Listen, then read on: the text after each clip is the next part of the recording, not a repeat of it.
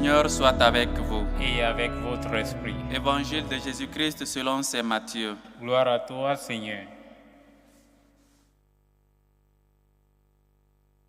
En ce temps-là, Jésus déclarait aux foules: à qui vais-je comparer cette génération? Elle ressemble à des gamins assis sur les places qui en interpellent d'autres en disant: nous avons joué de la flûte et vous n'avez pas dansé. Nous avons chanté des lamentations et vous ne vous êtes pas frappé la poitrine. Jean est venu, en effet, il ne mange pas, il ne boit pas, et l'on dit: c'est un possédé.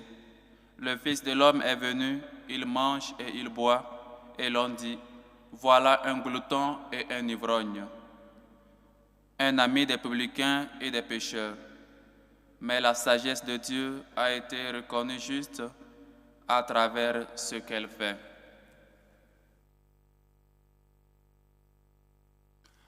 Acclamons la parole de Dieu. Louange à toi, Seigneur Jésus. Chers frères et sœurs, Jésus se demande à quelle génération, à quoi comparer cette génération. Elle semble comme des gamins assis sur les places et qui interpellent d'autres. On a joué des lamentations et vous n'avez pas pleuré, vous ne vous êtes pas tapé la poitrine. On a chanté des flûtes, vous n'avez pas dansé. Chers frères et sœurs, voilà notre génération. On n'est pas saisissable. C'est difficile de nous cerner. C'est difficile de nous satisfaire. C'est difficile. Parce que Jean le Baptiste, il est venu pour annoncer la parole de Dieu. Il est venu pour annoncer la conversion. Les gens ne se sont pas convertis. Ou alors, les gens n'ont pas donné le fruit de la conversion que le Seigneur espérait. Mais Jésus aussi est venu pour annoncer, lui qui était tout proche, lui qui s'est fait ami de tous, et les gens lui disent: voilà un glouton, voilà un ivrogne. Jésus s'approche de chacun de nous. Jésus ne reste pas loin, il s'approche de chaque personne. Et donc, il faut accepter Jésus parce qu'il vient pour toi. Il vient, Jésus prend le risque. Il prend le risque de parler seul à seul avec une femme. Il prend le risque de parler à la Samaritaine. Pourquoi? Parce qu'il veut la sauver. Il prend le risque de manger chez un pécheur, chez un publicain. Pourquoi? Parce qu'il veut lui sauver. Il prend le risque de venir jusqu'à toi. Il prend le risque de t'approcher. Pourquoi? Parce qu'il t'aime, parce qu'il veut te sauver. Voilà ce que nous allons célébrer. Jésus vient jusqu'à nous. Il prend le risque de venir jusqu'à nous. Lui qui se fait proche, il mange avec nous, il boit avec nous. Et donc, il dit: voilà donc un ivrogne, voilà donc un glouton. Jean-Baptiste ne mangeait pas avec eux. Jean-Baptiste vivait dans le désert. Il annonçait la conversion. Les gens disaient qu'il est possédé. Jésus vient, il s'approche, il prend le risque de s'approcher de nous. Et voilà ce que dit la génération.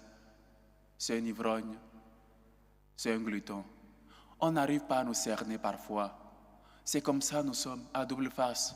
Nous sommes des gens, on n'arrive pas à nous satisfaire. Même Dieu, parfois, avec notre liberté, c'est difficile qu'il nous cerne. C'est difficile. Je pense que ça, c'est un peu personnel. Je pense que le plus grand problème que Dieu a, je me permets de le dire, il paraît que le problème que Dieu a, c'est la liberté de l'homme. L'homme est libre et il a voulu ainsi.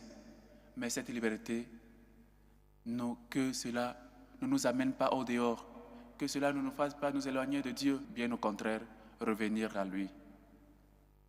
Nous sommes libres, il nous a voulu ainsi, pour que nous prenions les décisions nous-mêmes, pour que nous adhérions à lui, parce que seulement sa volonté peut nous sauver.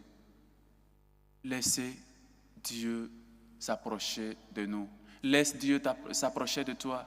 Laisse-lui venir te guérir. Il est venu si proche. Il n'a pas vécu dans le désert.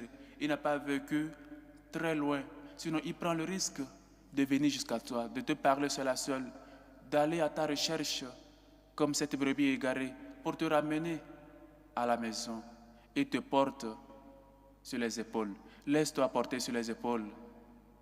Dieu seulement veut réparer tes forces, veut te donner le courage, veut te donner ce que tu veux maintenant, de ce dont tu as besoin pour continuer la route. Et donc, chers frères et sœurs, aujourd'hui nous célébrons la Vierge Marie de Guadalupe, cette patronne, cette mère du Mexique et mère de tous. Quand nous célébrons une fête de la Vierge Marie, c'est toujours une joie parce que nous savons qu'elle est notre mère, parce que nous savons qu'on a une avocate, une qui intercède toujours pour nous. Et donc, la Vierge Marie est apparue à Jean Diego au Mexique en 1531, si je ne me trompe pas. Et donc, le message est ainsi clair. Le message, c'est que je suis ici, je suis ta mère.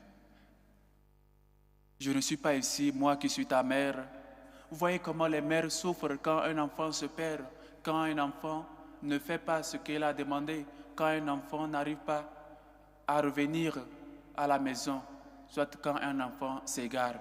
Les mères toujours souffrent parce qu'elles ont l'amour maternel là, qui les pousse à chercher leur fils, même les fils les plus désobéissants, même les fils qui font la vie difficile à leur mère.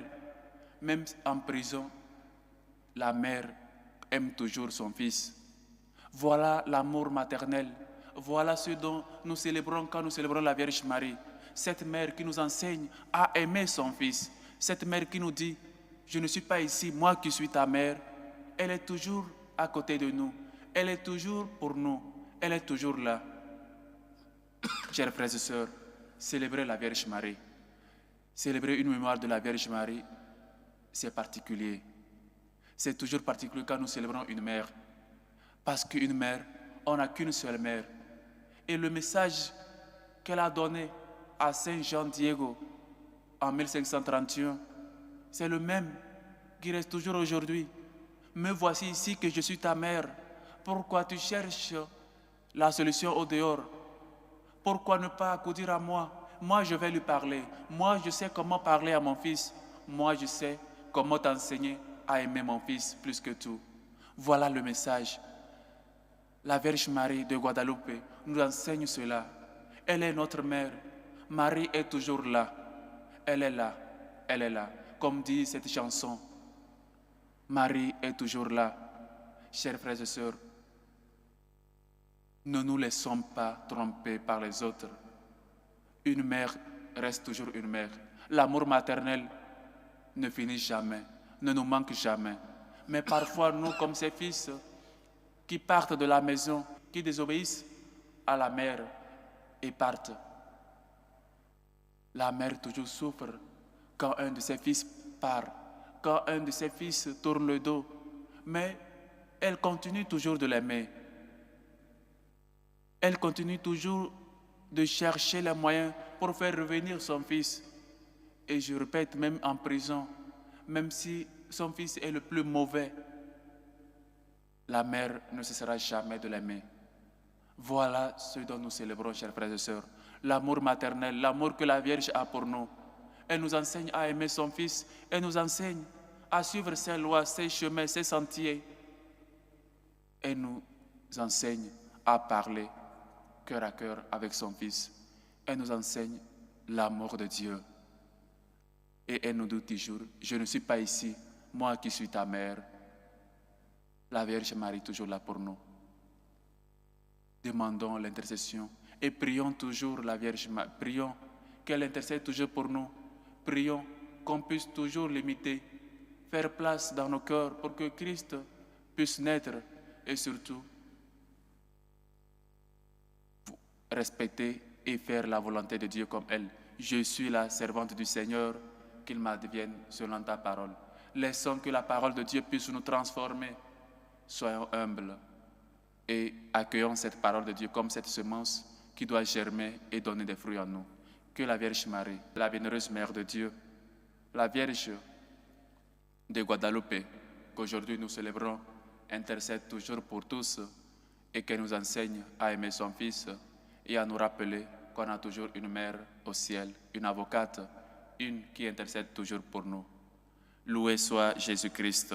À jamais.